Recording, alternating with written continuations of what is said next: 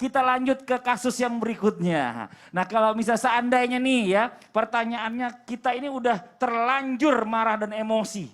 Bahkan berlebihan dan sampai merugikan orang lain atau orang sekitar kita. Nah bagaimana caranya atau mungkin amalannya yang bisa menggugurkan dosa marah dan emosi tersebut. Apalagi sampai menyakiti orang sekitar. Nah ini mungkin langsung kita minta penjelasannya dari guru kita Ustadz Syam kembali nih. Tafadhol guruku Ustadz Syam. Tabi guruku Habib Utsman, Tafadhol, UBL, Ustaz. Ustadz Blangkon Loreng, Mas Fadli serta para alim ulama yang dimuliakan Allah Subhanahu wa taala. Ba'dan aqul a'udzu billahi minasyaitonir rajim. والذين إذا فعلوا فاحشة أو ظلموا أنفسهم ذكروا الله فاستغفروا لذنوبهم ومن يغفر الذنوب إلا الله.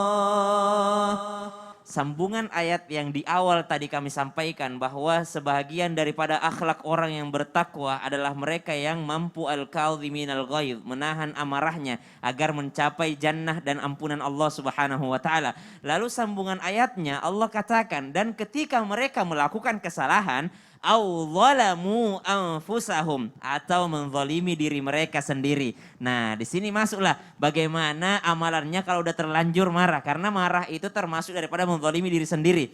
Amalan pertama yakni ketika orang sudah menyesal tapi udah terlanjur marah, menyesal dia. Berarti saya menzalimi diri saya sendiri. Makanya orang berdosa itu bukan berarti berdosa kepada orang lain saja, tapi dia melakukan kesalahan untuk dirinya sendiri. Maka kata Al-Qur'an, dzakarullah, langsung mengingat Allah Subhanahu wa taala. Dicontohkan oleh Nabi Dhunnun, Nabi Yunus alaihi salam, ketika dia marah ya, emosi, baper terhadap yang namanya umatnya sendiri, dia bilang, "Nih umat kok berhari-hari dinasehatin gak ada yang berubah. Ya udahlah, mungkin bukan takdirku nasehatin orang di sini. Saya mau pindah ke kampung yang lain, ke negeri yang lain."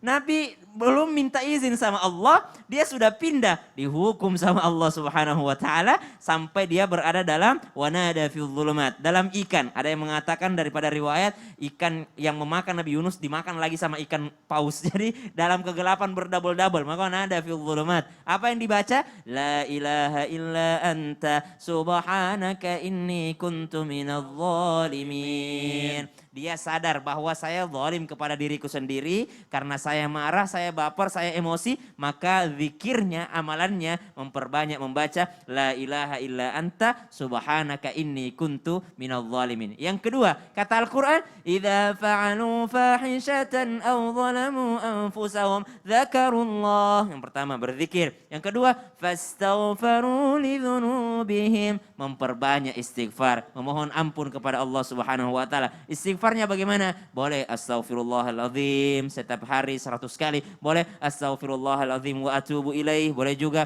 Boleh lagi ditambah lagi. Astaghfirullahaladzim alladzi la ilaha illa huwal hayyul qayyum wa atubu ilaih. Mau lebih lengkap lagi pakai sayyidul istighfar. Allahumma anta rabbi la ilaha illa anta khalaqtani. Dan seterusnya dan seterusnya. Maka berzikir kepada Allah dengan amalan-amalannya. Amalannya adalah berzikir. Yang kedua, menutupnya dengan permohonan ampun kepada Allah Subhanahu wa taala. Dan inilah kata Al-Quran, walam yusirru ala ma fa'alu wa hum ya'lamun. Mereka akan mendapatkan surga bagi mereka yang menyesali perbuatannya sendiri. Masya Allah, amin amin ya rabbal alamin. Ya jadi kalau misalnya kita bikin salah ya kita minta maaf Iya ya. dong. Bukan cuma sama orang lain juga, ternyata sama diri sendiri, Sama diri juga kita harus sendiri, minta maaf benar. juga. Masya Allah, luar biasa. Nah buat jamaah yang ada di rumah nih ya, jangan kemana-mana. Setelah ini kita akan lanjut lagi, kita akan membacakan pertanyaan-pertanyaan masuk yang ada di sosial media kita dengan segmen Tanya Dong Ustadz ya.